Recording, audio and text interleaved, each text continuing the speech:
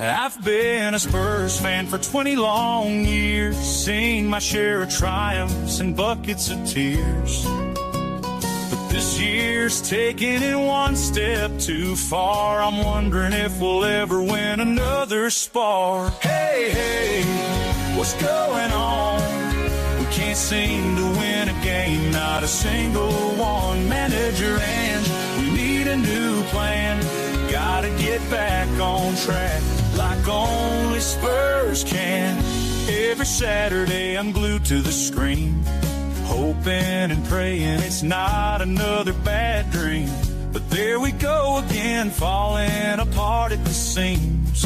Feels like we're chasing some far-fetched schemes. Hey, hey, what's going on? We can't seem to win a game, not a single one. Manager and we need a new plan. Gotta get back on track like only Spurs can. I'd like to spend the first minute of the stream just saying thank you to Tottenham Hotspur. Thank you, Spurs. You get me, the biggest club in North London. Big up to you. The first English club to win a double, by the way. Many people don't know this. European heritage.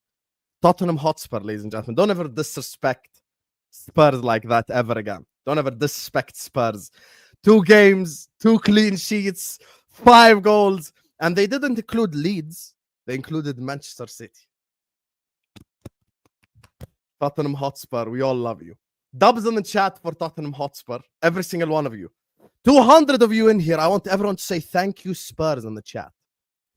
Thank you, Spurs, in the chat. Every single one of you right now. Spam thank you, Spurs, in the chat. Because Spurs today, iconic performance. Legendary performance. And speaking of iconic and legendary, who's more iconic and who's more legendary than the man himself? Man like Deji, how you doing, my brother?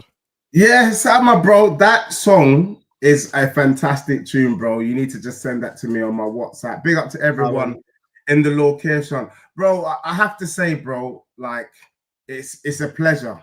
And I don't want anyone over-egging Tottenham's performance today, because for us, it was only City. You know what I mean? Like, it's only Plymouth. Bro, like, I tell you, what we do to City, it's so deep. Give me just a second, bro. Like, for me, if we could play City every 3 days, I would love that. If we could move our stadium closer to the Etihad, I would love that. For me, I think we proved that City are officially our little bros. I'm going to take a trip to Manchester next week, and there's going to be a part of the stadium that I'm going to turn into my man cave. Yeah, bro, I'm going to get a plasma screen. You know, I'm going to get a little bar area. You know what I mean? I'm going to get a little gym thing, you know, with some, you know, kettlebells where I can just stretch. I'm going to make it my second home, because I think part of their stadium should be called White Hart Lane, because that's what we does. So, yeah, it was a pleasure. We slapped them up, clean sheet, and sitting joint top of the league. Hold that. You guys know when we invited Deji on this channel, we knew what we were getting. Like, everyone trying to act like they're surprised. This is who Deji is. He's just iconic when it comes to supporting Spurs. Representing Spurs to the fullest. No messing about. Anyway, there's a certain someone who's doing this in the background when Mr. Deji was talking. And you can tell why. Because he got hit like a truck today after what happened last week with the 4-0 away at Wolves. How you doing, Luke? You good? Well, I was doing good. Then today happened. I realised that it's Tottenham. We're at home, and when we're at Tottenham, we'll get battered. So, but you know what? Big up Spurs. Play very well today. I can't complain. I'm not going to complain because we're absolutely shit today. Very much due. Respect. Fair. Like I'll say, right, a lot of our fans have glazed certain players. That needs to be called into account, because we were trusting a championship goalkeeper to come in, and don't wrong way, he's not a bad keeper, by the way. He's not. It's that you're forcing him to play into a team that he's not used to playing in. You're going to expect mistakes here and there. So anyone that doesn't want Donnarumma or something like that, I'm baffled. But yeah, is what it is. You know what? I'll come to you when it comes to the City stuff, because I think it's going to be very interesting to hear your opinion on what happened today. Watched a couple of Spurs pods, City pods as well. So kind of trying to listen to what the guys are saying, and I think I will probably echo a lot of what you say today. You want to know what's worse than one happy Arsenal fan chat? Two happy Arsenal fans. So the first guy joining me on today's stream, he's been ducking the smoke. Arsenal win, all of a sudden he's free. It's just typical Arsenal behavior. It's just nothing new. You get me? When he played like shit in the first game, oh, I've got a date. When, they signed Madueke, oh, I'm sorry, my stomach hurts. They announced Eze, all of a sudden he's messaging me. I'm like, bro, so what? You're only messaging when everything is going well? Just typical Arsenal behavior. Anyway, man, like Don sees into it. The guy dig Don. Hey, mate, you're a fucking fraud, I'm innocent. You're innocent. In what court of law? Yeah, but regardless, on the court of law, I have proof. You lying piece of shit. Did you not say you're on a date? Am I lying? Yeah, that's like 2 months ago, man. Come on, man. Yeah, that's when you announced my date. So I never lied. That's man. No. It's like I just came on there because we announced Eze, innit? It is what it is. Yeah, I know. But big up. You won't be coming here next week. You know why? What's that? But... Oh yeah. It's my team, but your team, innit? But don't watch that. That's until next week, innit? So I want everyone to like and subscribe. Yeah, today's matches was interesting. It's crazy that Spurs love playing City. As an Arsenal fan, I hate this fixture because I know there's only one outcome, but I guess we'll talk about it. But make sure you like and subscribe, people. Mm-hmm. Okay. Joining me as well, this guy is definitely he's here when the sun is shining and when the rain is pouring. You get me? He's here when lose or draw. They call him a madman, but he actually has a genius behind the craziness. You get me? He knows why, but I promised him I'm not going to bring up this topic again. How doing, Sulz, mate?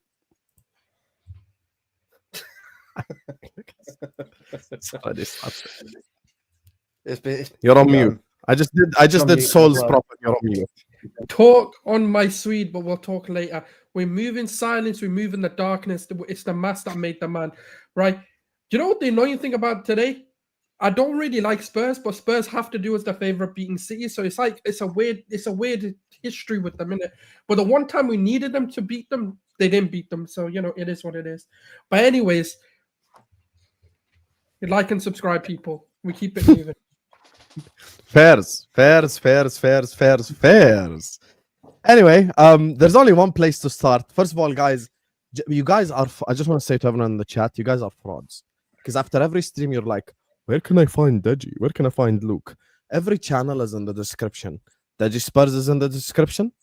The NIML pod is in the description. That's Luke's channel. Donversation TV is in the description as well. There's only one Don when he's here, and I'm here. You get me? But subscribe to his channel and go your souls. If he ever decides to upload, his channel's there with a good enough amount of subscribers.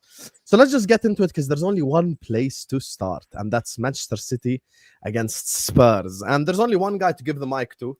That's man like Deji, and I'm gonna sit back and enjoy this section of the show. Go ahead, Deji. Nah, bro, thank you. Like, it's a pleasure to be here, and I can't wait to get into the Arsenal segment. Look, bro, the first thing I would have to say about Eze going to Arsenal and the edictness he was doing today is hold that, bro. Like, hold that. Like, we don't need you, bro. And that's the truth. Because today we played probably our most favorite team. We enjoy playing City. Like I said in my intro, if we could move our stadium closer to the Etihad, I would. Like, I'd be all for it. So we could play them every 3 days. I think for me, today's performance was more impressive than last season's 4-0 at the same stadium. Simply because we were comfortable. Last season we won 4-0, but at any point City could have scored. Today, after the first 15 minutes, City didn't even look like scoring. Like, not even Vicario didn't even have to make a proper save the whole game. We were just comfortable in the location. And I wasn't sure whether I was watching Pep ball or Ange ball because that high line exposed them to death. And it was mad.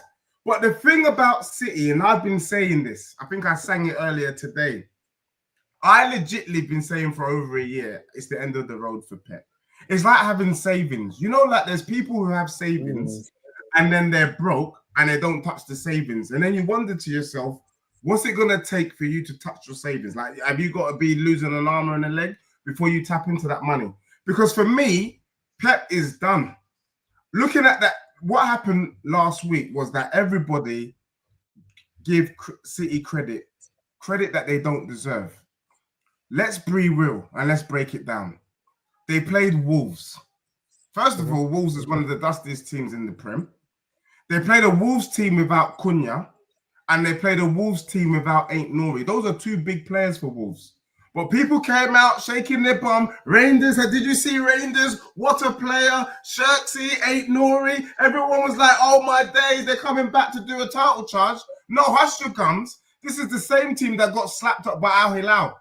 Yeah, there's a reason why they lost. Yeah, and we saw it today. They came up against a proper team with a system, and it was light work. Honestly, I think with all the players at their disposal, it's a disgrace that they got whacked up the way they got whacked up. This is a Spurs team without a number 10, by the way. This is a Spurs team without a left winger, by the way, and we made to make light work. People poo-poo Spurs, but Thomas Frank today showed why he is a top manager. A lot of people said because he hasn't won a trophy before, he can't do it. I think people are sleeping on Spurs. I think Tottenham could be a dark horse. But look, I don't want to get too ahead of myself because it doesn't matter what manager is in charge.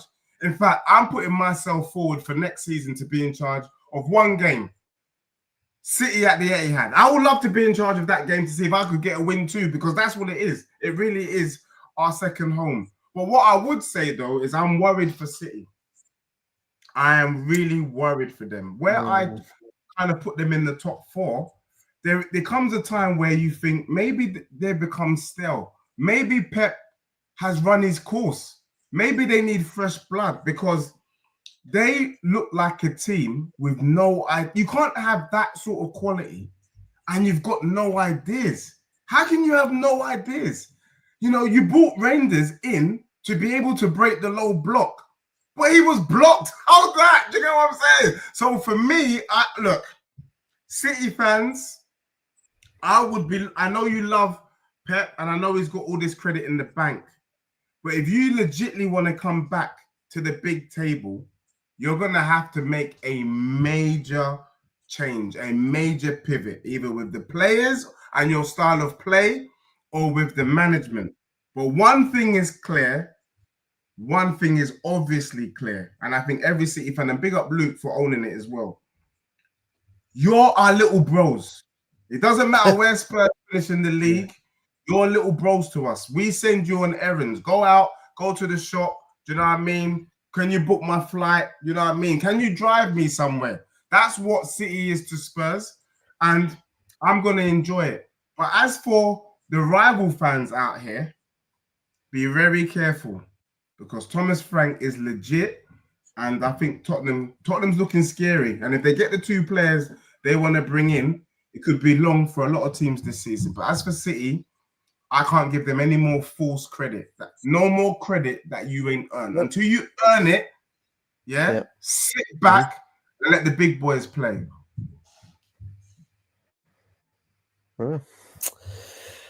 Yeah, well, I'll answer. Now, for me personally, I think Deji got a point about Pep, and this is where I've got to say it.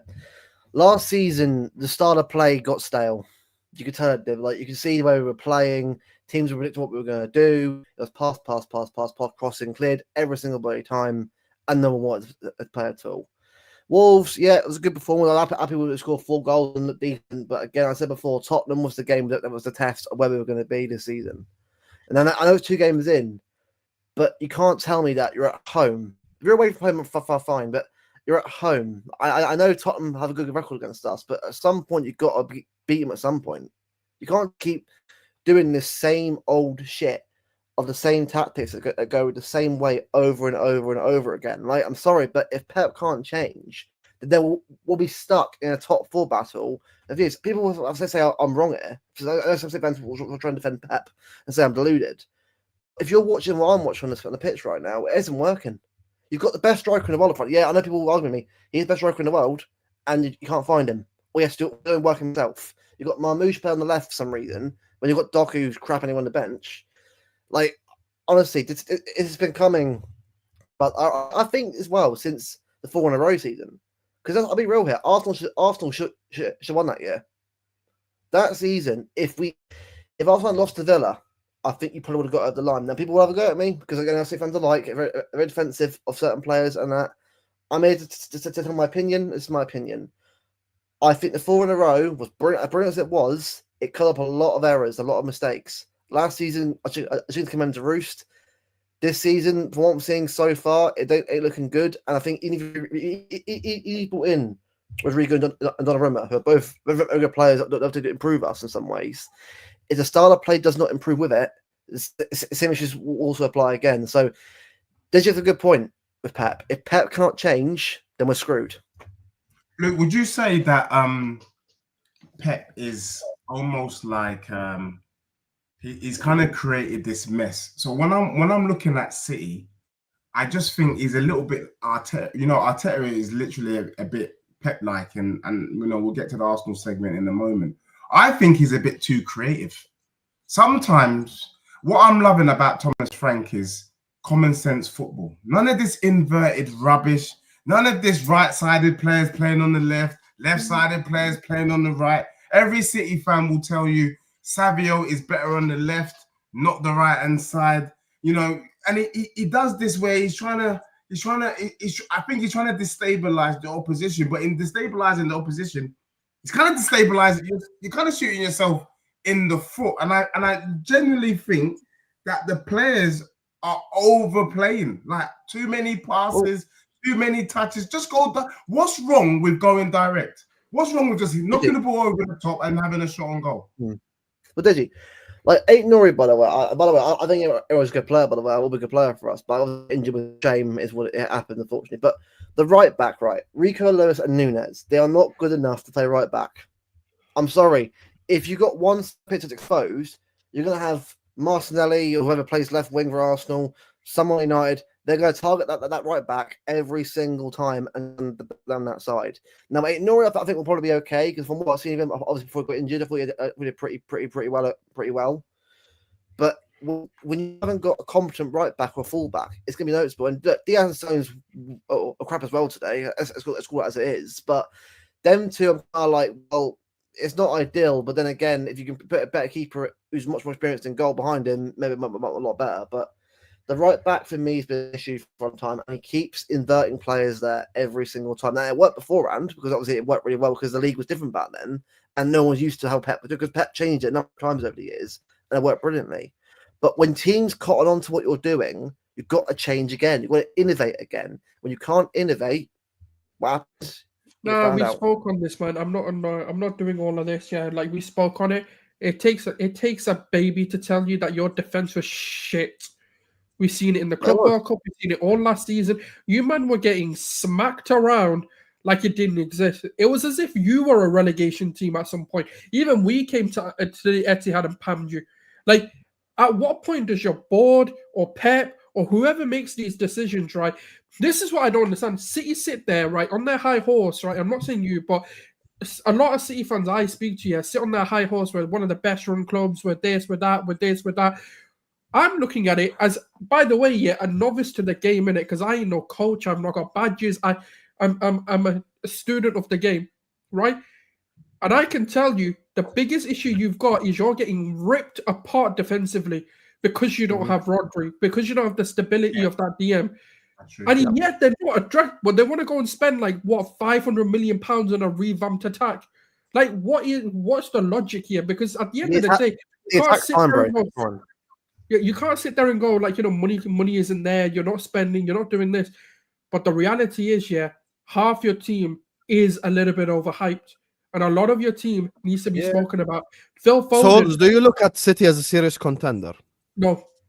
And I've said Why? this. Explain it to me. The reason is, I hate this argument. Oh, the Pep factor. I don't give a shit who your manager is. If your squad is poorly built, your squad is poorly built. You're not going to win a league if your team just doesn't win. Like, you can't win without defenders. And the problem with that team is They don't know how to defend. It's just fundamental of football. They just don't know how to do it. It's like, don't get it twisted. I understand Ballon d'Or, Rodri. I understand greatest, like best player in the world. All of that. I hear it.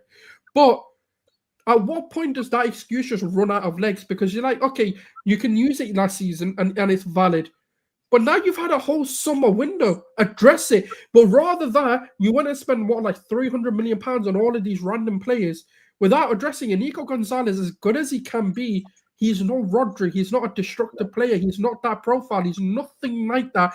But yet you want to play as if you've got Rodri.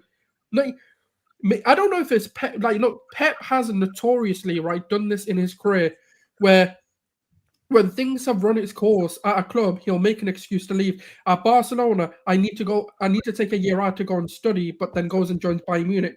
I don't know what the thought process there was. Then he leaves, obviously, Bayern Munich to go and take on the City project. And this is the longest he stayed at a career. Do you know, like when we're going through a career process, when we're going to job interviews, the reason they ask the question, oh, it looks like you kind of like job hunt, like, job hop and all of this. The reason they ask it is what Pep is doing. This is the longest he stayed at a club. And look at how progressive, like, he's done a phenomenal job. I'm not going to take away with what Pep's doing. But now you're starting to see, as soon as some things don't go his way, like he doesn't have De Bruyne, he doesn't have Rodri, what is he actually doing? Because if we want to go there and go to lesser managers, Ange still went and won a Europa League despite the crippling injuries that his Spurs have got. Despite Arteta, as much as people mock him, still held his own against the likes of Real Madrid without strikers, without attackers, without all of these good players.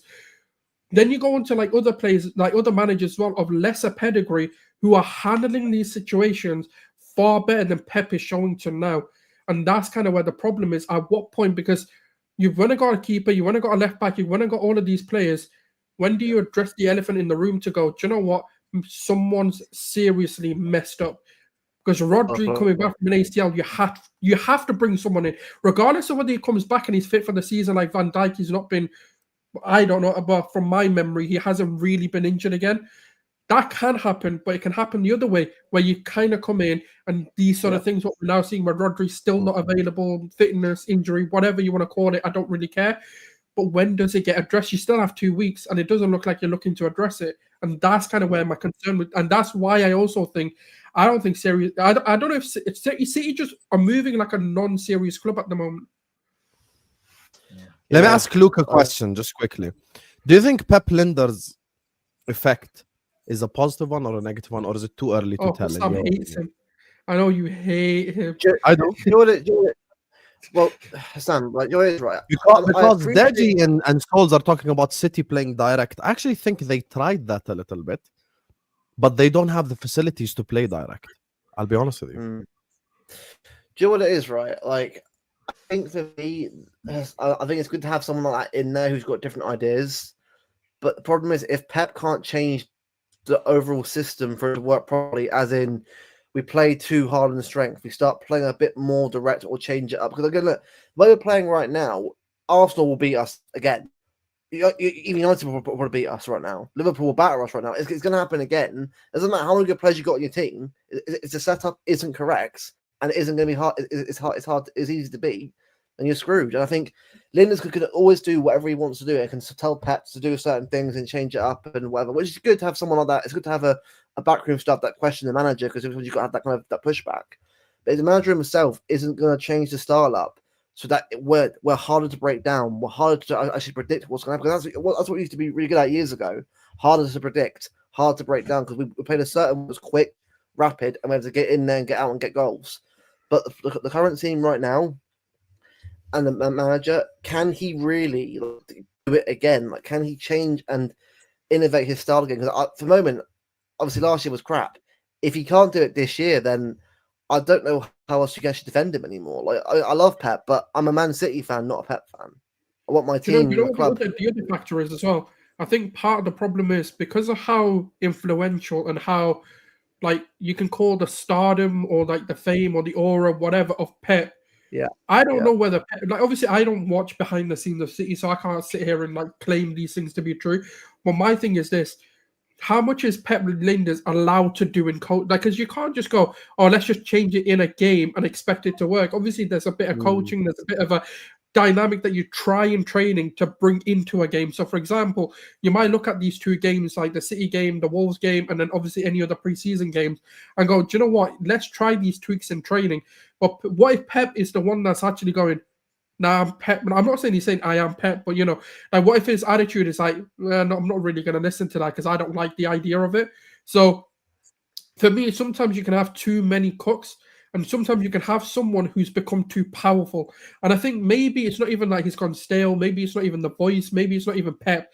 Maybe his authority and his ability to like rule the kingdom is too much, to the point where no one can question him. And that can also have a negative effect. It's the same like what we said about Arteta or Arsenal. I'm not to bring it, to the Arsenal City debate, but, people said we need to lessen the power that Arteta has.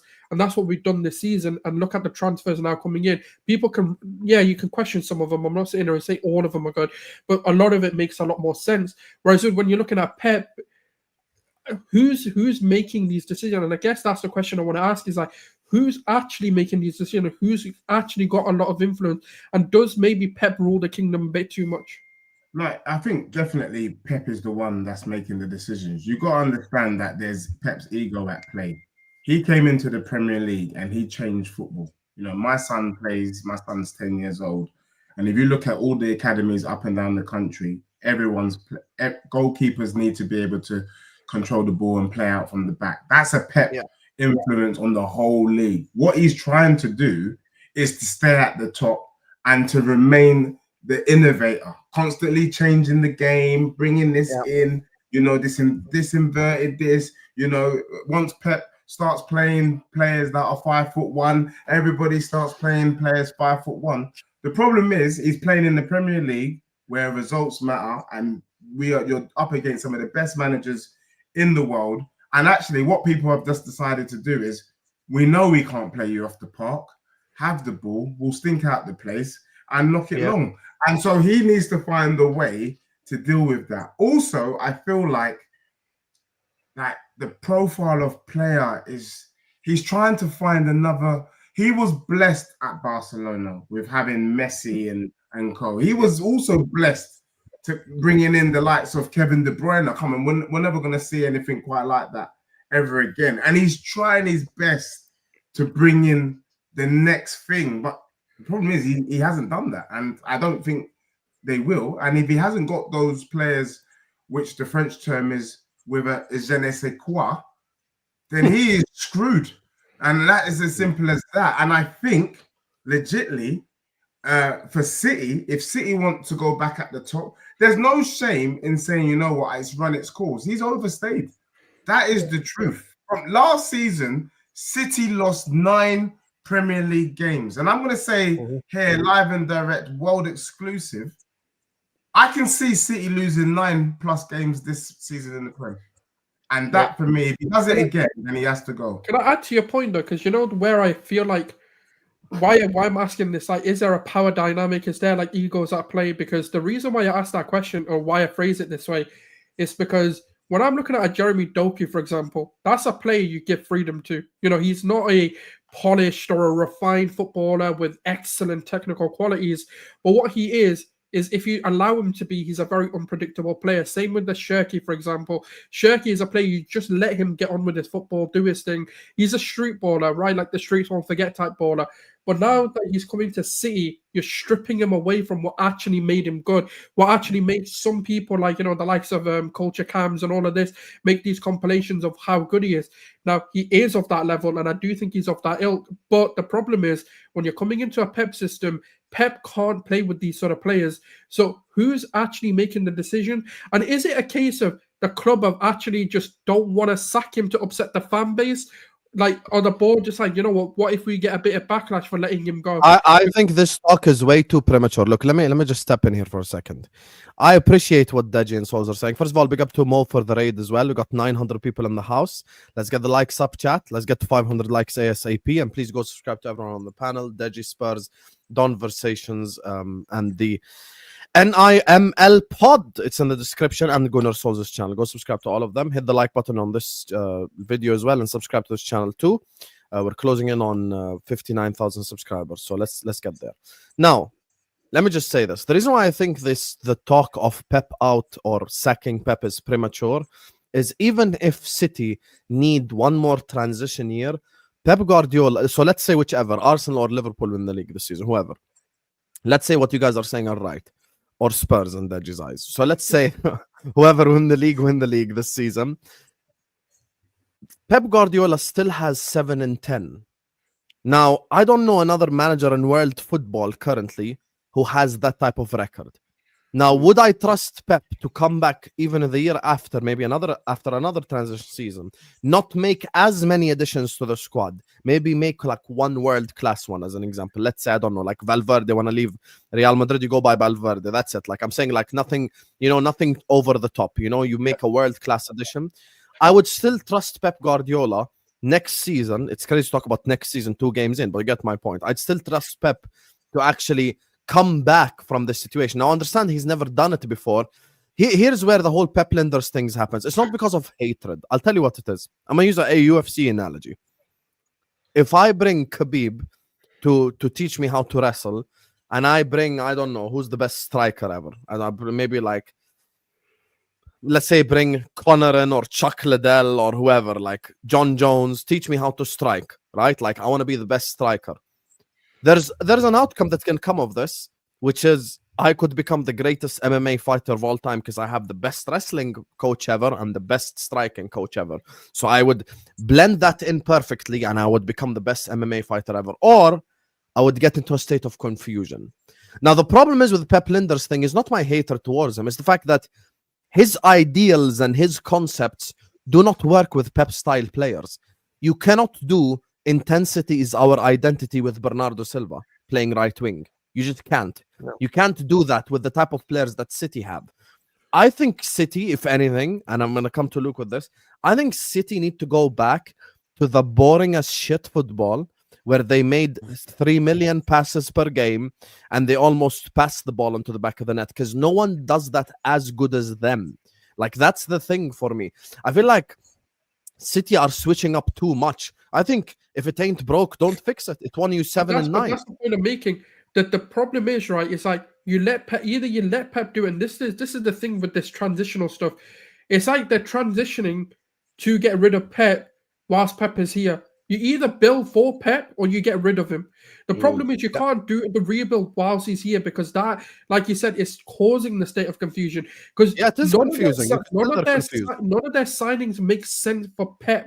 They can make sense, like, yes, they're good players, they're all of this, but they don't make sense for Pep. They make sense for another manager to come in. And that's kind of why I'm saying it's like, yes, it might be premature. I'm not saying go and sack him today. What I'm saying is this whole thing feels weird. The whole City thing just feels odd and out of place. And like, I'm not really understanding who are they building for? What are they building for? Because even if you talk about Pep legendas coming in, all of this sort of stuff, I just don't understand what City are doing because none of this, like we've spoken about it and we're confused as well. Like, what? How does Pep get the best out of Cherki? How does he get the best? Let me ask Luke this question because it's very important for him to answer it as well. Is this premature? Because SDO here is saying, are City now fighting for top 4 defense, goalkeeper, midfield? Ain't on Liverpool, Arsenal, or Chelsea's level. I like the fact you snuck in Chelsea, but Luke, do you think you're in a top 4 race, or is it too early to say that already? It's very easy to say too early. I mean, obviously, it's like 2 games in, but let's be real, right? If we had fought hard today and Tottenham smashed and grabbed a goal, like a 1-0 win, it was an end-to-end game, we were given our all, but unlucky. No one would really. It is what it is. No one will complain. But it's the fact that today we got outclassed. Today, it was a case of we were unlucky. We were outclassed, and a lot of people telling me at the game as well, who are there, also there as well. We look like we're down tools at times, but we weren't in the game at all, and that's too inconsistent. If you can't be up for it now, you can't be up for it in mid-December season. I'm sorry, but like, I actually feel like for me, unless things rapidly change in the next few weeks, and let's say we go to Arsenal and get a good result there, start turning it around, which I hope we do, but see what happens. I think we are in a top 4 battle because again, the squad shouldn't be a top 4 battle. We should be battling for the league. But if we can't change it up, for it to work against managers like Arteta, like Frank, who can outdo their tactical setups. Because in the past, it's what we used to do. Imagine outdo their tactics and beat them, in our own way. If we can't do that now, or we start struggling off and start get even earlier in the season, then it's top of battle again like last year. Fairs. Now here's the thing. I feel like we've unpacked City, but I see this guy right here. We haven't unpacked his version of things, but I'm not gonna let him unpack it.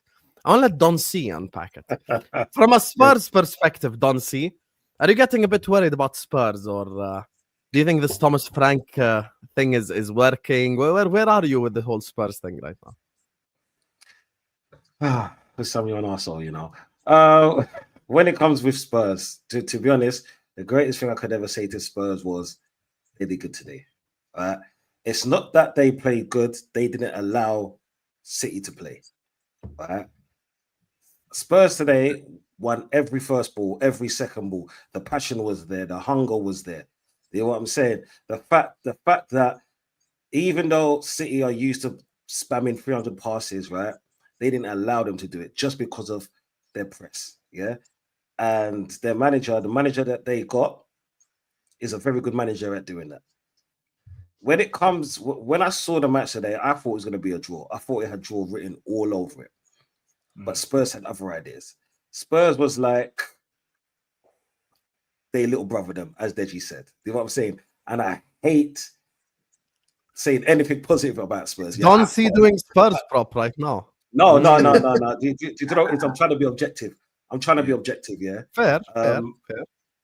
Because just in the match alone, Spurs did what Arsenal did last season to them, right?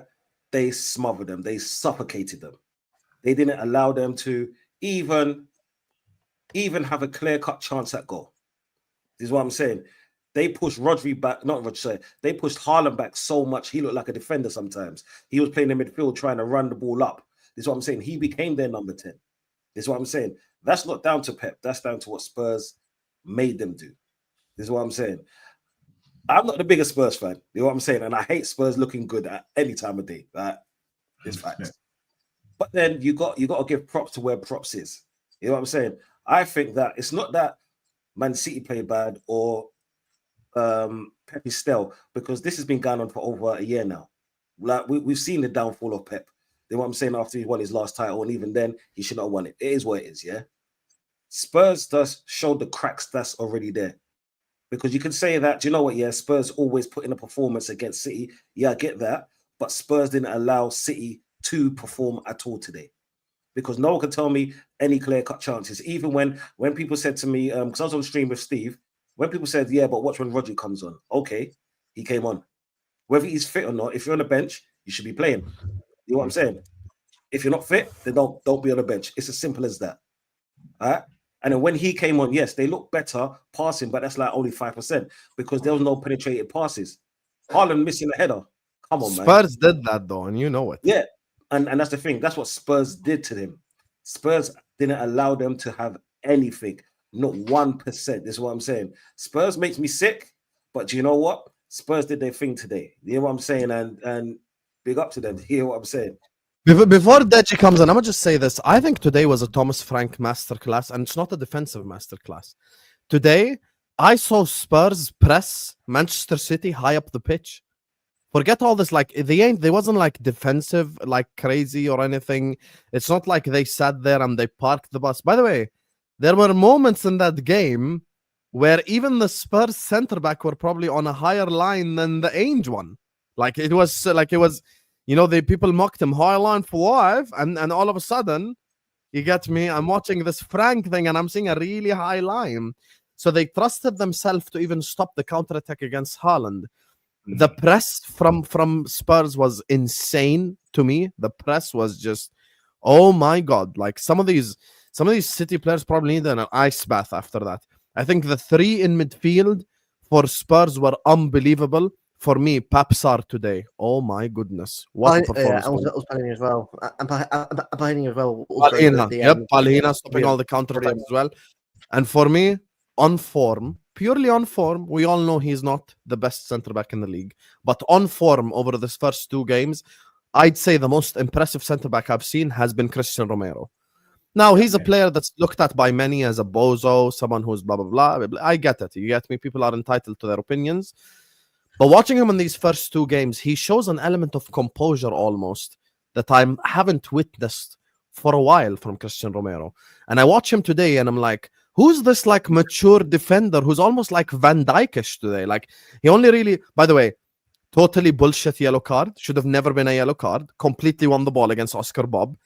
Trafford, lucky to even be on the pitch to make that mistake to begin with, because there were 2 reasons to send him off: the knee to the stomach and the handball.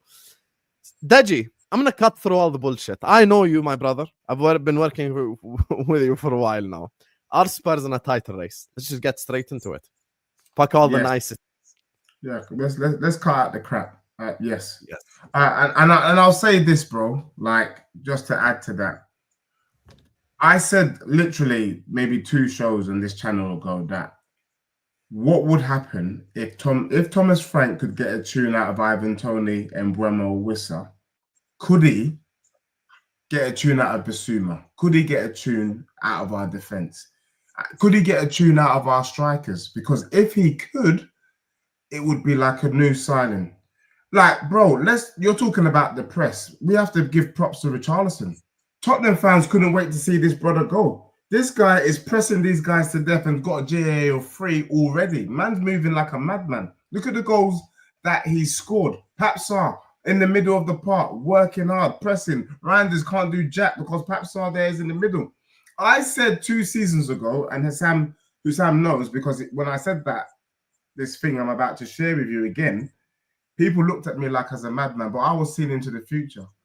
When you look at Tottenham, the profile of our back 4, it's as good as Arsenal's back 4.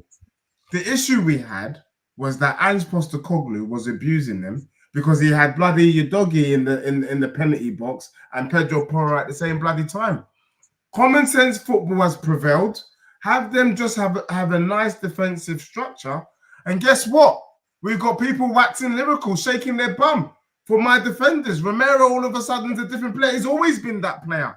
He was just misused. And I'm telling you now, Tottenham will have one of the best defenses in the league this season. And for that, you'd be very, very foolish if you don't think Tottenham is involved.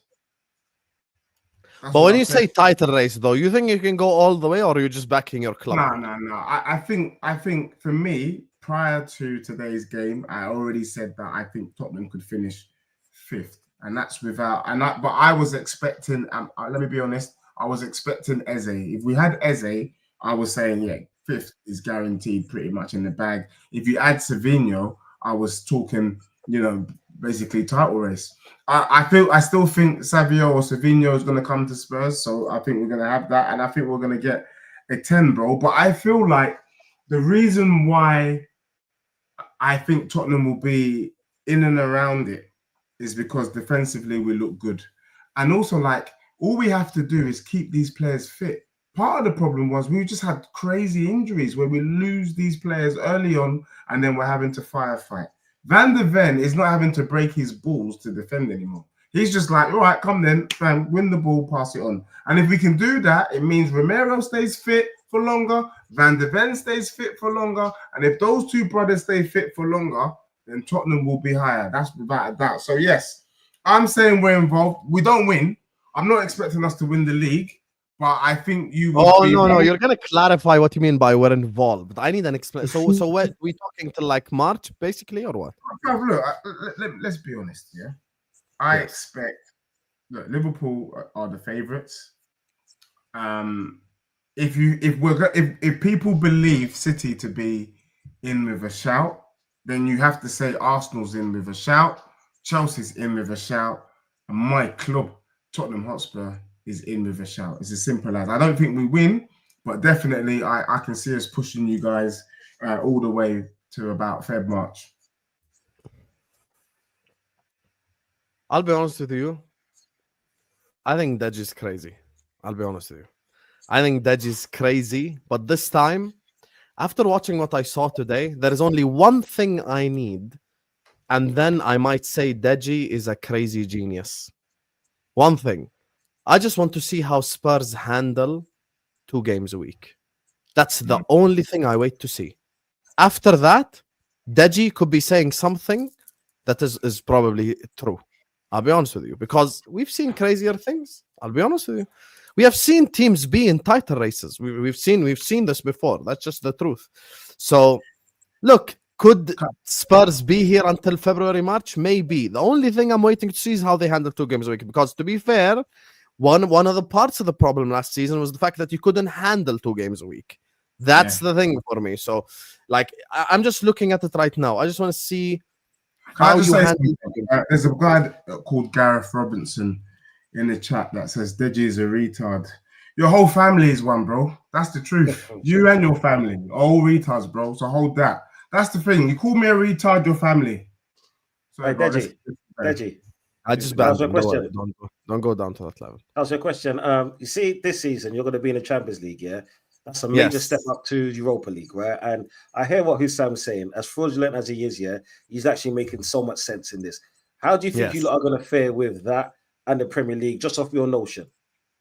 Yeah, bro. The reason why I think is because common sense football needs to prevail. Yeah. And so I'm looking at last week against Burnley, we were able to start the game with Bergvall and Archie Gray. So already, Thomas Frank is already thinking about rotation. One of the problems we had under Ange was we didn't rotate the players. We just kind of used them like donkeys until they bloody broke down. Do you get me? With Spurs now, we are bringing in rotation, like in the squad. And as long as you rotate wisely and carefully, we will be fine. Actually, Spurs, and what the powerful thing about what Thomas Frank can do and why I think we can settle, when you're playing high-line aggressive football, you are working yourself out. It's actually easier to sustain yourself when you're doing the low block. That is the truth. And we've got the personnel to do that. Look, I'm not going to lie. Someone said to me, Dej, this is just Conte ball 2.0. Yeah, it's Conte ball, bro, 2.0, but it's working.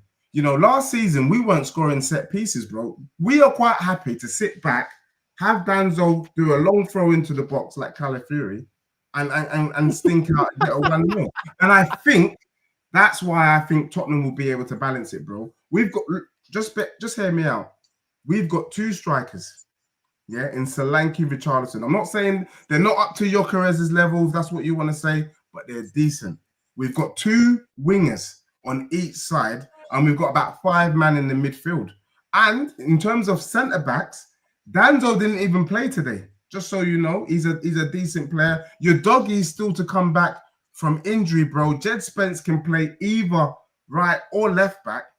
So when we're talking about depth, there's depth because Thomas Frank is able to adapt the team to the system for the opposition. And that's what's different. Whereas if you were asking me this question last season, I would have said no, bro, because we need to play high line for life and we ain't got the players to do it. We don't have to worry about that. And that's why I think we can challenge. So look, Champions League, I think Thomas Frank is shrewd. I think Thomas Frank will aim for last 16 Champions League and say, bun it, and then aim for a top 4 finish. He's that kind of guy.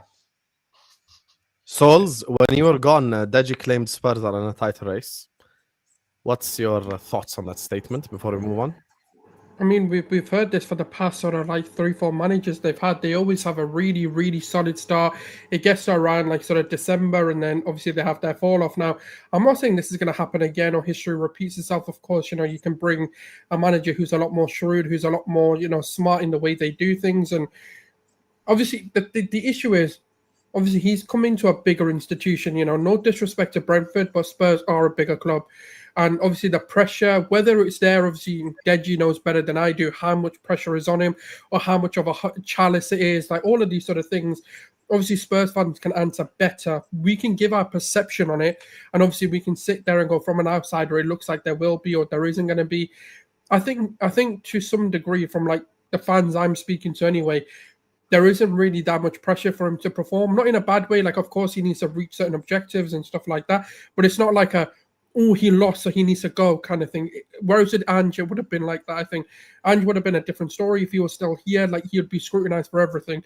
Whereas if Frank's going to be given that time, that support, that love from the fan base, all of that sort of stuff to kind of do what he needs to do. And I think that could pay to be quite a fruitful thing for them, because they're quietly going under the radar. They made a few shrewd signings. Now, where my question marks come in, and obviously Deji has kind of answered that, is whether they can cope with the fixture congestion. Because when you're in the Champions League, no disrespect to the other like European competitions, obviously I don't rate them as highly. You can rotate in those, whereas in the Champions League, at least until you've qualified, you kind of can't fully rotate. Now, you can rotate like a Kudus out and then have the rest of your team or whatever, but you can't always rotate. There's not that luxury anymore of like fully rotating your team out. Now, yes, you might not have two of your key players. That might, for some people, that might be rotation, cool. But in my opinion, I think rotation is like, if you can, like, for example, if I go to Arsenal, if we can take Saka, Odegaard, Saliba, and maybe Rice out of it and still be comfortable to win, that's a rotation for me. And I just don't think any of us on this panel can really do that. Like, Liverpool can't rotate out, Salah, Wirtz, Van Dijk, McAllister for majority of the Champions League games. So can they cope with that when that hits in? Or are they even going to focus on it? That's obviously a question that Frank is going to answer. Now, the only reason I bring that concern up is because Frank's never really been in that situation at Brentford where he's needed to think about rotating, resting players, giving that opportunity to players. And that's kind of where, once that hits in, if he can get through it, we'll have better answers to say whether they can compete for a title, whether they're going to be a top 4 team or whatever, until that happens. But give them their credits. I mean, look, they're doing really well. They beat City. They look good, in preseason as well. They look pretty decent. Like, I'm not going to sit here and say, even if you look at the Super Cup, the Europa Super Cup, whatever it's called, what they did to PSG, I don't think anyone expected that. I think people kind of wrote them off a lot, saying that, PSG will win 3-0, the way that they are. But he was astute. Now, don't get it twisted. They bottled it. It is what it is. It was 2-0 up, But I don't even think people gave him the benefit of going 2-0 up in the first place. So it's going to be interesting to see. I just want to see, once it kind of settles down, once the league kind of comes up, what they can truly do, because that's when Thomas Frank needs to start answering these questions. But for the moment, the signs are good. He's being tactically adaptable. Obviously, there's a few, 1 or 2 plays that they need to get. Now, the positions you can all answer for yourself. I think they need a winger, and they might need another signing in some department. But after that, I think they've got a pretty solid squad to go into, and they can achieve those sort of things. It's whether they do it. That's the question. Can I just have a quick comeback on that? And I have to say, yes, Deji will give Deji the final word, and then we'll move on to Arsenal. I just want to say big up Sulz and big up Don. I like to banter your club. I hate your club. I'm not going to lie to you, and we're going to get to the Arsenal. It is mutual. It's fine. But that is probably the most fair assessment, and Sulz kind of hit it best. I think that people are overplaying the fact that Thomas Frank hasn't done X, Y, and Z. At some point, you need to have the opportunity to be able to do it. One thing we can see is that the brother is very, very intelligent. Luis Enrique was wax lyrical about the way Spurs performed, because he was even shocked and surprised. And when you're looking at Tottenham's games pre-season, the Arsenal game, the Newcastle game, the PSG game, you're kind of not surprised that we beat City. Let's be real. If you're looking at the trajectory leading up into the season, we knew roughly the kind of system we were going to play. We executed it down to a T. I'm saying Tottenham should be everyone's dark horse this season. I swear down. Like, let's not do the kind of usual Sky Sports, but the manager hasn't done this, the manager doesn't have that. He was at bloody Brentford. Brentford Stadium is smaller than bloody Colchester. Do you get what I'm saying? Like, hold that. The guy now is at a proper club with proper resource. And I agree. Tottenham, what they need to do, like that Eze thing really knocked me this week. I'm not even going to lie to you. That knocked me, because it knocked me from a perspective that Tottenham, for me, weren't moving right. If you're serious, you pay the money, you bring the brother in. But the way the team responded today, I was like, Eze who? And for me, that lifted me. So for me, look, let's watch this space. We're not going to over-egg it. We're not going to over-hype it. But one thing I will say is I'm here for it. I hear you. Okay, let me just grab these supers and we move on. Talk about Arsenal. Big up to Sayan Roy who says, Hussam, sorry for mixing you with Mo and MHF super chat where I agree. Mo's unpopular Xavi take, which I had myself for a while, was a bit sleepy. It's not that Arabs look the same to me, no racism. Hey, me and Mo don't look alike at all. You get me? I think I'm double his size and weight, probably. You get me? So, yeah. Big up to you, my guy, Sayan. Big up to SDO who says muscle mass, of course. Big up to SDO who says Spurs are an example of the fact that it's never as bad as it looks. They were in a relegation battle last season, but the players are there. Look, when you say it's never as bad as it looks, I do think sometimes when we say that, we misrepresent what the new guy is doing. And I feel like when we say it's never as bad as it looks, we're minimizing what Thomas Frank does. I think it's the opposite. I think it was as bad as it looks. But guess who came in and changed everything? Thomas Frank. But there were only 2 games in. We're talking as of 24th August 2025, so we can only speak based off of this week, based off of these last 2 games. You get me? So that's the thing. So for me, we'll see. Time will tell. Deji could be a genius or Deji could be crazy. You never know. Maybe a bit of both.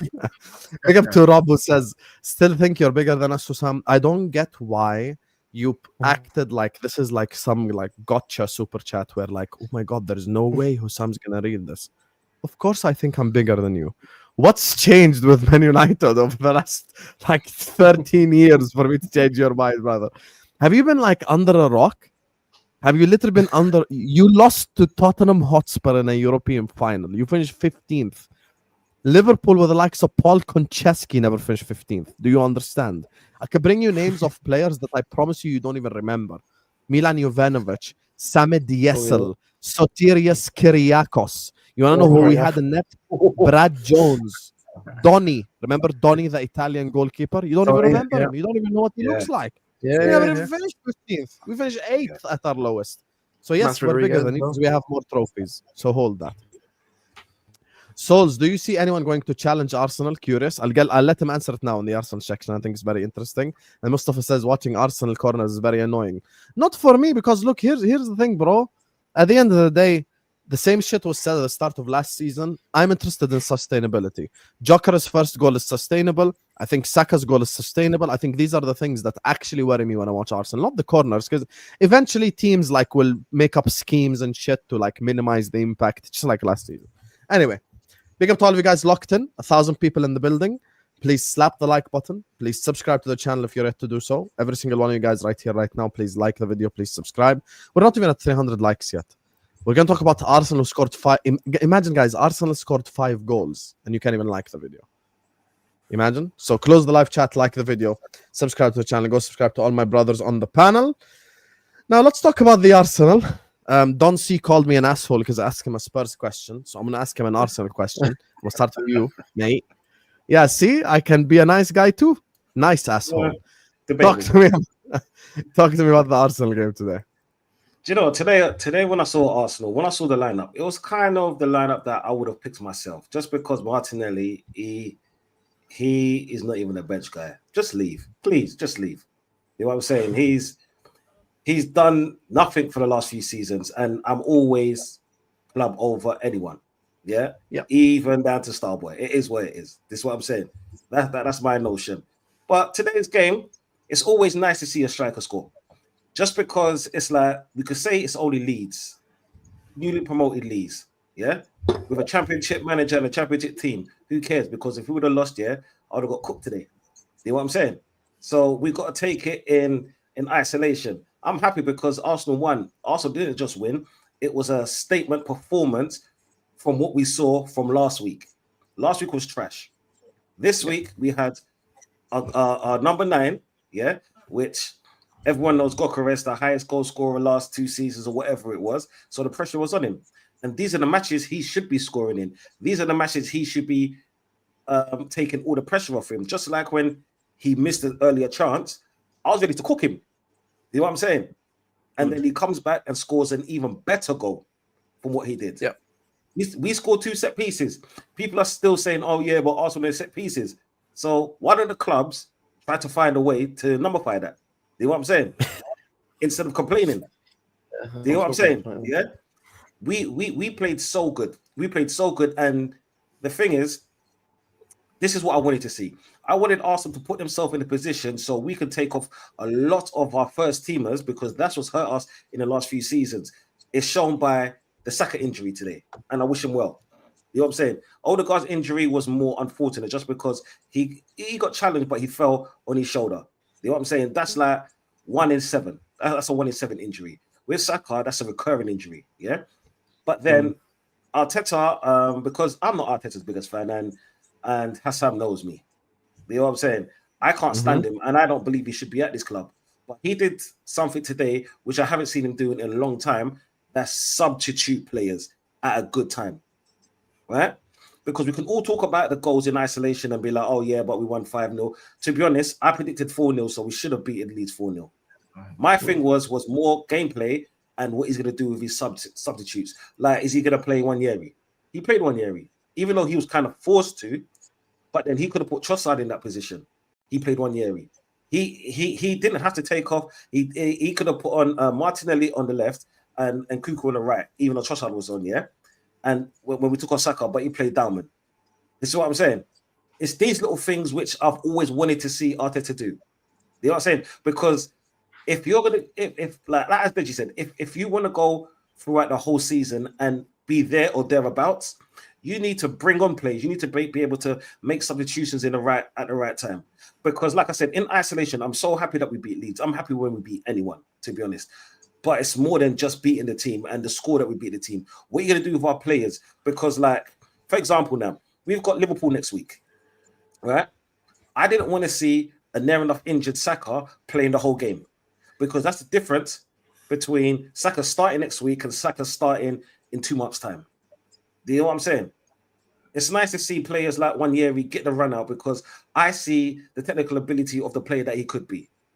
Do you know what I'm saying? And the passing and having the fact that we haven't got Odegaard in the team and we're still fluid. So when we bring on another player, they have the same mindset and the same gameplay, not to really change our team or hurt our team. Fair enough, it's against Leeds. I say that again. But you can only beat who's in front of you. Yeah? Leeds had one good chance. I feel like you're being unnecessarily negative after today. If you said all this, okay, I'll tell you why. If you said all this after the game against United, I would agree with you. But after today's performance, I think it's a different performance. It's being real. No, it's being real. It's being real. Okay, I'll tell you what's being different. That gyokeres goal alone, if Havertz attempts that, the ball is traveling at 1 mile per hour, and the goalkeeper could probably kiss it out of play. That's how weak his shot is. Don't do that. Finishing, don't even talk. Sulz finishing, don't even talk. Finishing, gyokeres is clear. No, but you're telling me he's got penalty. Come on now, he's got a good shot power. You're confusing him and Odegaard. Let's not do that. No, he doesn't. Yes, he does. Yes, he absolutely does. His shot power isn't a problem, man. You man are just I personally think it's a problem. And the second thing is, he still scored 17, 18 goals. Yeah. See, it's not that's fine. That's okay. And that Saka goal as well. These things are different for me, because you exploited spaces really well and you made risky passes. That's the truth. I don't see Arsenal do that enough before. I don't think after today's game you could be saying all this. Again, after United, I would agree with you, but today, no, I think Arsenal cooked today, to be honest. No. Yeah, they did. We did and we didn't. Yeah, we did and we didn't, because this is a team that we should be beating like that. Let's put it this way, because there's no pressure where we're playing Leeds. When it comes to Man United, despite Man United, it's still Man United Arsenal. It's like Arsenal and Tottenham, right? The rivalry is always going to be there. So no matter how bad each other's teams are, and I've seen like a good Tottenham team lose at a shit Arsenal team, and vice versa, because that's what rivalries are there for. And I'm sure you've seen that, Hassan, when it comes to you lot and Man United as well. This is what I'm saying with the Leeds game. Trust me, I have. Yeah, it's like with the 8. Oh, sorry, no, sorry, 5. It is what it is. I've seen the Liverpool team that finished 5th beat Man United 7-0, and then the Liverpool team that won the league couldn't beat Man United. Yeah. So it's like against the Leeds, it's more than the goals for me. It's more of how we're going to play and the substitutes that we're going to use. You know what I'm saying? Because once you get into a 4-0 position, there's no need to have your first teamers on. Forget getting a cricket score. It's all about damage limitation now. and he did that quite well. And I never big up Arteta. You know what I'm saying? I think he's an arsehole. But today, he done his job, and that's all I want to see. I want to see him do this a lot more in isolation. Look, I have to say, parts of me agrees with Don. I don't want to sound disingenuous, so forgive me. I'm not in the mood to have a fight today, but I can have a ruckus. It's not a problem. I think Leeds were crap, bro. I can't even lie to you. Like I can't. I need to see Arsenal in the game against Liverpool next week to kind of have a measure, and I'll tell you why. Northside called me earlier. He was saying, "Did you see my Glock 9? Did you see gyokeres?" And I said, "Well, apart from looking fat, he actually didn't really do anything, but he did take his goal well." And Declan Rice did give him the ball for the penalty, but he weren't roughing up Leeds. He weren't, you know what I mean? He needs time to settle, and I believe he's going to be that big striker that you man are calling him out, but he didn't really rattle. You're up against Roden, who's pretty dusty. What I will agree with you though is I did think. And I did find the Eze signing weird, and I'll bring it in slightly, but Don, I think you will hear me out, and this is no banter. Like, for me, the Eze signing doesn't make sense because you've got the likes of Ethan Nwaneri and Bauman. Like, those guys are both legit. I can say that even as a hater, that those two brothers there, the closest thing that Tottenham have to those two is a guy called Viskovic. Now, bringing Eze into the mix? Well, no, anyway, let me not even get into that. So the fact that he brought on Ethan Nwaneri when he did, and he be honest, the announcement video today, I know you. Be honest. I think excellent, and I know you watched it. I think Arsenal cook with those two youngsters. Like, age ain't nothing but a number, and I think them two youngsters have shown that they're ready to walk into this Arsenal team. And so you think he should start Dauman away at Anfield next week? That's crazy. Bro, do you know what it is? Saka, let's be real, before the injury, he was looking bummy, to be honest. Like, Dauman looked more of a threat than Saka. Look, Saka's goal was well taken, but again, apart from that, what did he do? And you're up against a very rubbish Leeds team. Dauman was pressing. Dauman was causing problems. The second he came on, he did that out in Hong Kong against Spurs. So definitely there is a player there. And you need to take the game to Liverpool next week. And that is the sort of player, the kind of unknown quantity. It's too early for Dauman to start that game. You know, Deji, I'm disappointed in you because you're the same. You know what Anfield does. You've seen this before today. Remember what you said before the Carabao Cup semi? Remember? Come on. You know that they can. You want Arsenal to take the game to us at Anfield. Yeah, don't do it. We did that before. No, don't do that. No. At Anfield, Deji. At Anfield. Don't do that. I hear what you're saying, but generally speaking, you guys don't really whack up Arsenal the way that you're supposed to anyway. So what does it matter? When have they whacked us up? Yeah, but it's usually a draw, these games. Actually, the last time we beat them at the Emirates. You want to know the last time they beat us at Anfield? 2010. Yeah, 10. Really? 2010? Yeah, a long time ago. We beat them at the Emirates with Luis Diaz and Darwin the next time that institution gets a battering, I'm telling you. You don't know the demon that's awoken after tonight.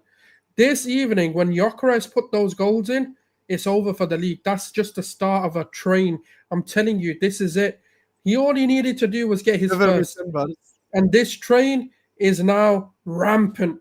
It's fueled. It's ready to go. All the memes, all the Timberlands, all of this, right, is the fuel he needs. And watch what he unleashes. The institution that was once known as Liverpool is moving to Goodison Park because they need a new identity. They need to be put in witness protection after what we're going to do to them. Because you see that Van Disney, you're going to have that perfume, Hussam, you're going to be rolling back the time. Yeah, Ibrahim Konate's contract to Real Madrid is getting ripped up. You're then like, yo, this guy might not be as good as we thought. Because the demolishing that's going to happen, I'm telling you, 2010 will look like nothing. You'll wish it's back then. Because gyokeres on that transition, we are going to stink Anfield out. And we're just going to hit you on the break after break after break after break after break. That ACL is going to come, running back, and Van Dijk's going to go down because he's just going to have enough. He's an old man trying to run back, chase this train. Ain't going to happen. Because all we're going to do is sit back. The same thing we did to United. We stank up Old Trafford. But this time, Gyokeres is confident. He's firing to go. Guess what? We've also added a bit of sprinkle to the dust as well. We've got Stardust in this now.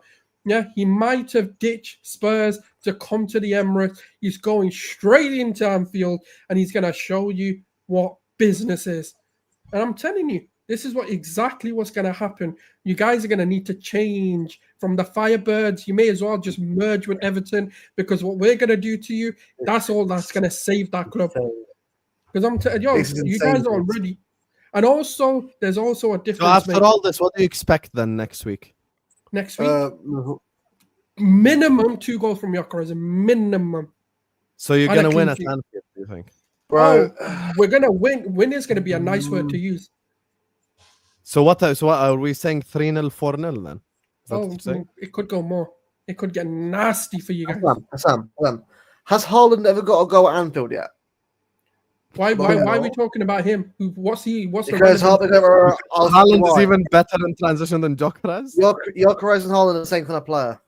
Yeah, so I'm telling you, Gyokeres will prove to be better, man. Don't worry about that. And we've also, guess what? One thing that you've never seen is a Martin Zubimendi. You've not seen a Martin Zubimendi, fam. I'm telling you. You guys don't know the team that you're coming across. You think this is the old Arsenal. You think there's a last season Arsenal, the season before, the bottle job Arsenal. This team that's coming, we can do what you play tango with us. However, you want a tango, you want a flamingo, you want to do whatever. We can do it. Ballroom dancing, we'll do it, fam. We'll do it with so multidimensional. You know what we'll do? Just for the banter of it, we'll put the 15-year-old on, just for jokes. Just for the banter of it, just to wrap it up for you. Just for fun. Yeah, just for absolute fun.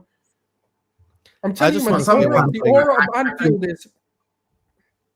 Yeah, go ahead, Deji. You want to say something? No, I was just saying, sometimes, if the player's on form and they can do something, I was just backing up Sulz and Don, saying, look, Max Dowman, Ethan Nwaneri, quality players, and if it makes sense, play them. I think the issue that they might have with Eze is I just don't see where Eze fits in.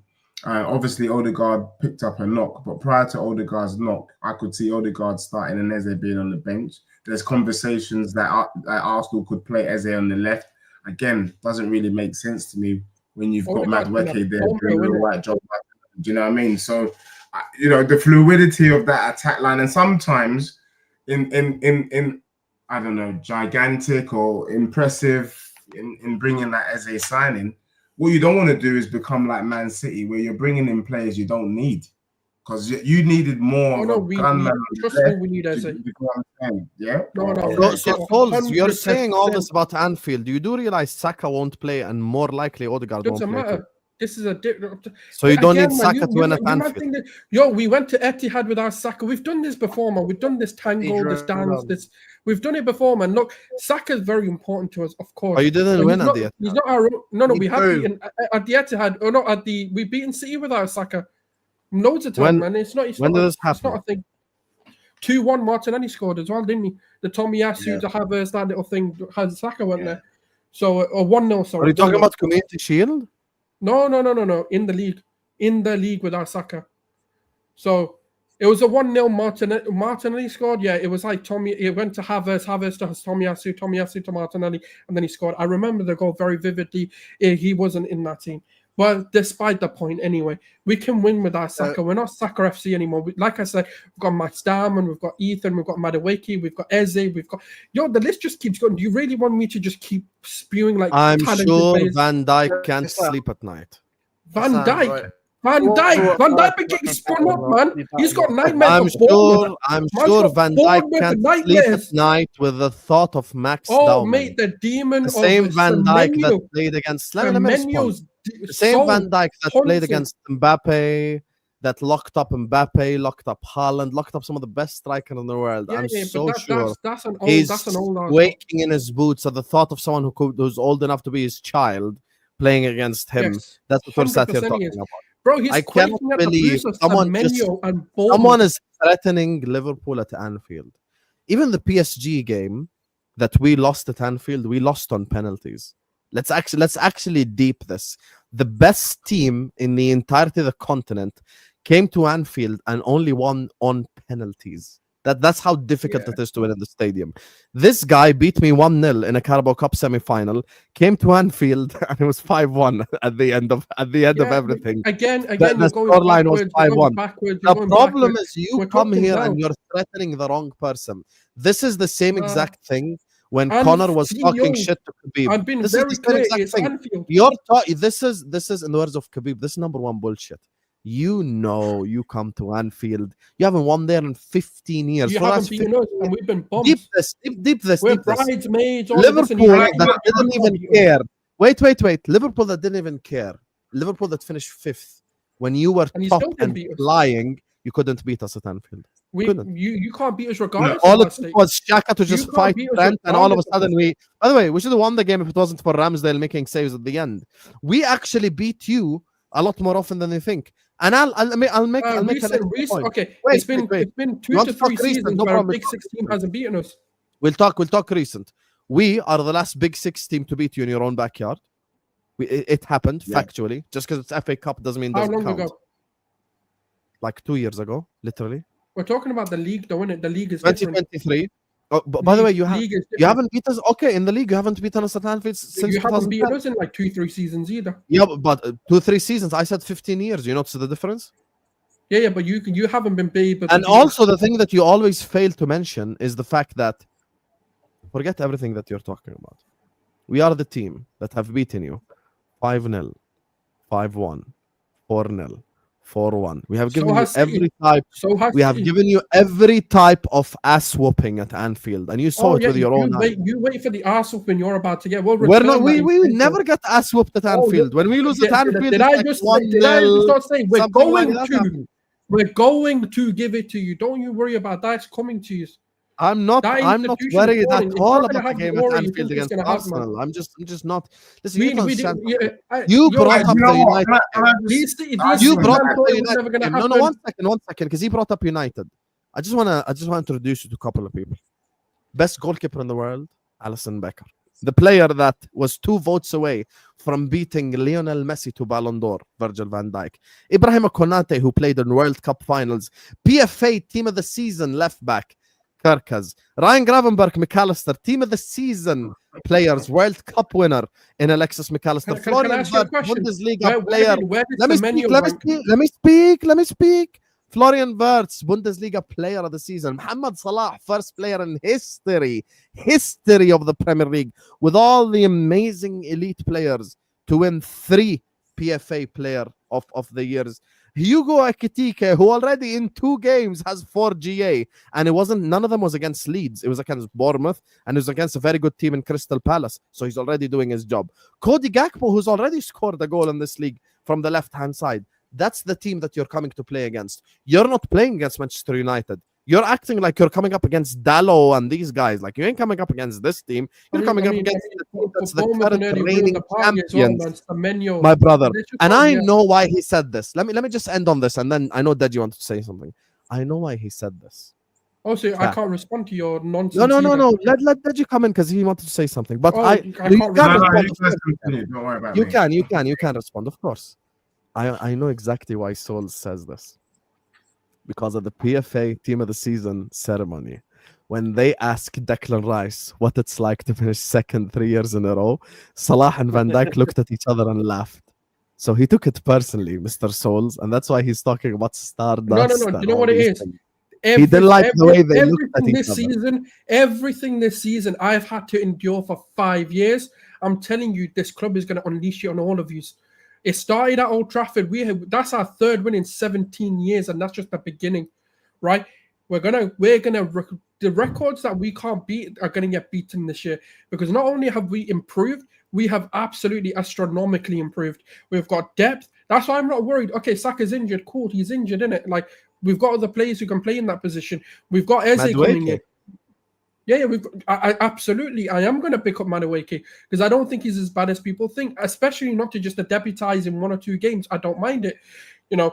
We've also got Ethan Nawari who can play there. Yes, Odegaard might be injured, but that's where we got Eze now. And this is what I'm trying to say to you guys. Like, bring the injuries. We don't care. I never used it. I didn't even use it as an excuse last season. At the end of the day, it's your manager's job, right, to make solutions. And that's what he did. He put Mikel Moreno, went to the Bernabeu and pammed them as well. Said, yo, sit your asses down. You ain't the club that you think you are. Yeah, and he's going to do the same at Anfield, man. The guy's a genius, and he's going to figure it out.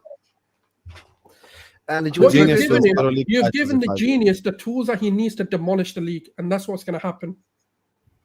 And but we'll do it then. Whatever we're going to talk about, he's going to do it. I'm telling you. I just said this season. Are they going to go hiding next week? What's that? They're going to go hiding next week. We're playing on Sunday, so if it's a late, I won't be able to come on. But if you want to do an early stream, I'll be on. Early before the game, then what? What do Not early, before? As in, like, don't do it at like 11, 12 o'clock, because then I'll have to go after. Or unless you want me to speak first, and then I'll go. But I'm telling you that for now, because I got work as well, man. I'm a working man, obviously. Okay, Liverpool Arsenal is at 4:30. That ain't yeah. So if you do it like early I won't hide. I'll come on. But the reality of the matter is, I'm going to be doing the cooking in it, because I'm telling you, Anfield is going down. Okay, you want to know something based off everything you just said? And I'll also, can I add? I hope you have Isak in that game. I really hope you sign him, because then the big guys go head to head, bang, no excuse. I don't want to hear the excuses of, oh, we didn't have Isak, that's why. Oh, Isak, FSG, Michael Edwards is a bomb. I don't want to hear it. Bring your best, and we'll bring our best. Let's go head to head. Even with Saka out, Odegaard out, we'll still come there, and with no excuses, still show you how to win. Clip it. Please clip it. Just, yeah. I've been saying it. Go give them Isak and bring no excuses, man. Let's go head to head, best of best. You go get your targets, we get our targets. Let's go. Let's make it competitive. Let's make it fun for the rivals, and let's make it fun for each other. Because the reality is, right, we're gonna run away if you don't beat us. This league, I'm telling you, this season is a guaranteed win for us. Guaranteed win. Yeah. We're winning the league. I'm telling you, we're winning the league. Mm-hmm. No, I'm kind of feeling what Don is feeling at the moment. I don't really know where to put this. So look, your energy, respect it. I think if Saka wasn't injured and Odegaard wasn't injured, I would even say, you might as well go there, brave. But them two brothers won't be playing next week. And so therefore you don't have the strength to play a full strength Liverpool team. What I will say is that the game next week is probably more defining than people will give it credit for. People will say, oh, it's only 3 games in, it doesn't matter. I think it does. I think whoever wins that game is already making a massive, massive statement. I like to see the best teams play with the best players. Saka not playing that game is a big miss, and it's going to be Eze's first game. Look, I don't see how you guys do it, but if you do it, fair play to you, mate. Do you know what I mean? But I think... Trust me, man, we're going to turn the doubters into lovers, because we're going to do it without our best players, and we're still going to go there and put in a performance. So trust me, you don't... Whatever you've got, tell your wives, tell your kids, whatever, you are abandoning them at 4:30, because you're going to... Can I just say one thing, though? Entertaining football you will ever see. Even the Rook might come out at halftime and ask you, are you entertained? Even Don would agree that so far this season, you ain't played anyone. Doesn't matter. We've done what we needed to do. Have we got 6 points? That's all we need. We don't care. We keep it moving. No one's going to come there when we're lifting the trophy going, well, at United, you kind of stunk, so you shouldn't be lift. No, you can't lift the trophy because Old Trafford was shit performance. Oh, you went to Anfield, only won 1-0. Now, give the Premier League back. No, it doesn't work that way. You win, you get your points, put 3 on the table, you put 3 again, you put 3 again, 1, even if you have 1% possession in the game, I don't care. Outcome of the game is 3 points, win the league, done. So just to make something clear before we actually get Don's thoughts on this. Sulz, we're saying regardless who's there for Liverpool, regardless who's there for Arsenal. Yeah, deal? No excuses. No bullshit. No, like, oh my God, you signed this guy, you signed that. No one cares. I'm telling you to sign him. Okay, no problem. I'm saying so sign him. And I'll keep Saka back. I'll say to Saka, even if you're fit, just stay away. Let's just run these men over, and then we'll carry on with our season. Okay, I'm gonna let guys. We have to get to 500 likes. Every single one of you slap the like button right now. Let's get to 500 likes. I'll let Doncy have the final word, and then we'll read supers and end the stream because I don't want to stay here for too long. Go ahead, Doncy. All right, Sulz, I respect your energy, man. I love that shit. Yeah, but I don't know what the fuck he was talking about, to be honest. I don't see us beating Liverpool, bro. Come on, man. Let's go not to do the this, game. bro. I don't want any of that energy around the club. We're Did you going know there. it's not energy that we don't want, right? It's the reality. Liverpool are the reigning champions. Yeah, we've seen what Liverpool can do on an off day. We've seen what Salah could do, literally in 5 minutes. Yeah, we've seen Arsenal's defense crumble at times, especially more Calafiori. We've seen even in the first match the mistakes. Right? We've seen the fact that we're getting injuries left, right, and center. We've seen the fact here when it comes to big teams. Yeah, in big moments, we fail, right? I get your energy. We failed. We failed. In 3 seasons. Where mate, we fucking come second. Not because of the big teams. That's a false statement. It's because of the lower teams. No, it's not because of the lower teams. It's because we failed. The draws against Tottenham, Southampton, the Bournemouth games. They're the games that we lose the league title in. Not the big team. The big teams will do our business. Yeah, but the thing is, regardless of the big teams, it's the fact that you're saying that we're gonna smash them. We're gonna do the whole 2-0 thing, yeah, or beat them by 2 goals minimum, bro. This is Liverpool, regardless. Yeah, this is Liverpool, regardless. Have you seen their attack? Have you seen what they do to other teams? Have you seen the veracity and the manager that they have? We all know that if Flick was in charge of Arsenal, we would have won all 3 titles. Why haven't we done it? When I first started, I just told you because of the lower teams. I said I didn't trust Arteta, right? I didn't trust Arteta. The fact that we don't have 2 integral players for our teams playing, could be playing on Sunday. Therefore, we're weaker. Yeah? SA, even if he plays, he doesn't know how we play. Gyokeres, he just came into the team. Yeah? We've seen Van Dijk body people twice the size of him. You know what I'm saying? I'm not trying to play down Arsenal's hopes for next week because anything can happen. I can only go from what I'm seeing. You know what I'm saying? I hope and wish we do something to Liverpool, but I can only see a draw there. You know what I'm saying? Yes. I can only see a draw there. And because I respect Anfield, because Anfield is one of those stadiums, right? Like it or not, forget what people say only on Champions League nights, yeah? Anfield, yeah, is scary moments. You like I've been to Anfield, and I'm sure Deji's been to Anfield as well. And he would actually tell you what it's about being in that stadium. Like you have the Liverpool supporters literally on top of you. You get me? No matter how loud your crowd is, right? When Liverpool are ready, they are the 12th man. It's real like that. You get me? When Liverpool play, yeah, even though I laugh and joke, I said, yeah, Salah's a stat padder, but Salah gets goals when needed. Yeah, when it's that time. Tell me one player in Arsenal that can get a goal when it's really needed. That's not the problem. The problem isn't these games. These games we've not. These aren't the games. It's the Evertons, the Fulhams, the Southamptons. They're the kind of games where we drop stupid points. That's what we need to correct. Not this. This game we've drawn. We can beat Liverpool. We've done it all. Yeah. Like it's not the game I'm afraid of. For 2-3 seasons we've been undefeated against the big 6. There's been a mentality. There's been a culture shift at that club. It's not these games I'm concerned with. My concerns are more with the likes of the Fulhams again. You know, with the can we beat them? Where they want to stink up the gaff. Not the teams that want to go toe to toe. Come and play your football because we will demolish you. That's the reality of it, and we have done that. But what we can't do is break those low blocks. Time will tell. You want to know something? I'm going to use WDB analogy and then I'll read the super chats and end. Bro, before I worry about the Royal Rumble, I've got to get through Monday Night Raw after 2 days. And then we'll speak. Let me get through Monday Night Raw with that thug midfield Newcastle got. Big up to Lai says, let's relax. Game week 2 barely started, Habibis. Nothing is determined yet. Call me in November. I will chat on the league. I get that mentality, Laith, and I respect it as a fan. But as a content creator, Habibi, I have to sit here every day and talk football. What the fuck you want to do? Close the channel until November? Like, oh, see you guys later, man. Yalla, bye-bye. I can't. Big up to Upti, who says, what do you think of Tottenham? What do you think of Tottenham? This is for you guys, for the Arsenal fans. You got me? None of you said shit, clearly, because they did you a favor. Man, the thing is, we chant this too much, man. I just can't be honest with it. I just get it gone. Sulz spews a lot of stuff like Thai, hoping it sticks. I think he actually believes what he says, but we'll see. Oh, should I just come on next week and say, "Oh, Arsenal is shit," and I hope that sticks? No, I just stay consistent. I will say big up the chest. Big up the chest and the confidence, because I used to be the exact same a couple of years ago, but until I see my team turn it around, I can't have that chest right now. Big up to you. Fair. Arsenal are that guy in the friend group that always get picked on. You hold your hand out on their forehead, they throw punches. Let me at him type shit is what my guy Jack is saying.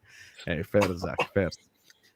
Hussam, Herman from trophies for years equal desperation. Yeah, the genius can win a trophy without needing a perfect team. That's what I'm saying. Like, you cannot claim someone is a genius, but he's an unsuccessful genius. Like, just doesn't work. Oh, you wait, man. Watch that career. Watch that career happen. Don't worry, we'll see. Sulz is saying this after 0.94 open play XG, by the way. Yeah, that's definitely because I watch teletext, don't I? That's mean fuck. Yeah, I watch SofaScore. Yo, guys, just cancel your Sky subscriptions, your TNTs, your IPTV. Do you know what? You need to subscribe to SofaScore, teletext, commentaries. Get your radios out, guys. Because guess what we do? We look at is XG. Because that's how we determine football. The thing is, I don't even know what we're gonna do with Newcastle this Monday. First, let me watch that game, and then I'll speak on Arsenal. I like ticket game by game. No. You're not getting a cowardly out of it. You have to go. You must. You already have finished your Monday Night Raw match. I have my Monday Night Raw match. No. You've unsettled the entire institution. Yeah. I think we're gonna win against Arsenal. You're trying to take their star man. There is no if buts and maybes, if this, if that. No, you must win. You can't lose. We'll beat you. Don't worry. We'll beat you. You have to. You've got to completely wipe them out. Okay, Habibi, I said we will. Khalas, what more you want? I said we will beat you. What are you winning by? What's the prediction? I don't think it's going to be high scoring because your manager plays terrorist football. So it's going to be like 2-1. No, Newcastle. Forget us. Oh, Newcastle. Why are you saying I must against Newcastle? I take a draw with no injuries right now. No. You must beat them. You can't be unsettling that camp and doing all of this and going, do you understand what you're doing? Want me to be afraid of you? This is like a virgin telling someone you should be on your 300th body by now. And I'll tell you why. I'll tell you why. You want to know why you're the wrong person to say this? Because you've had one shot on target away at St. James's Park in 2 years. You're the wrong messenger for this. You get me? So right now, I take it one game at a time. I'm not the one unsettling that camp. I'm not the one trying to take their biggest player. I take it one game at a time. If you offer me right now a draw away at St. James's Park with no injuries, I take it. That's a good result. Oh, but I need to be afraid of a team like that. Calm. Yeah, you haven't even gotten a draw at St. James's. Anyway, it doesn't matter. Spurs is in the description. I'm trying to take their best player. No, you're doing this deflection stuff. I'm not going to let you get away with it. You must beat. I said we'll beat you. No, you have to beat Newcastle. Pressure's on. That's according to you. I don't think we have to beat Newcastle. You have to. You can't according go. To you. My approach. Okay. It's like me going to Selhurst Park this season, taking their best player and going, You can't compare Crystal Palace to Newcastle. Newcastle finished top 5. I can because you can't take someone's best player. You can't go unsettle the camp and the best also, player. Last time checked, none of the top 4 actually beat Newcastle at St. James's. None of us beat them. Yes, but that's because Alexander Isak was there. Without Alexander Isak, they're not the same thing, man. They're not the same thing. Yeah, I agree. They are not the same team, but I stick by my opinion. Anyway, let's just wrap it up here. You get me? You ain't a Newcastle fan, so we'll see what we do to Arsenal at Anfield. Like the video, subscribe to the channel if you're yet to do so. Please hit the like button. Please subscribe. This was a very entertaining stream. Sulz brought the energy. You get me? Don Versation TV is in the description. Go give him a subscribe. Gunnar Sulz is in the description. Give him a subscribe. Deji Spurs in the description. Give him a subscribe. And the NIML pod. You get me? Not in my lifetime. That's what that stands for. So go give him a subscription as well. Big up to all of you guys. Thank you guys so much. And I'm going to see you guys back tomorrow, inshallah, for Fulham Man United. Peace out.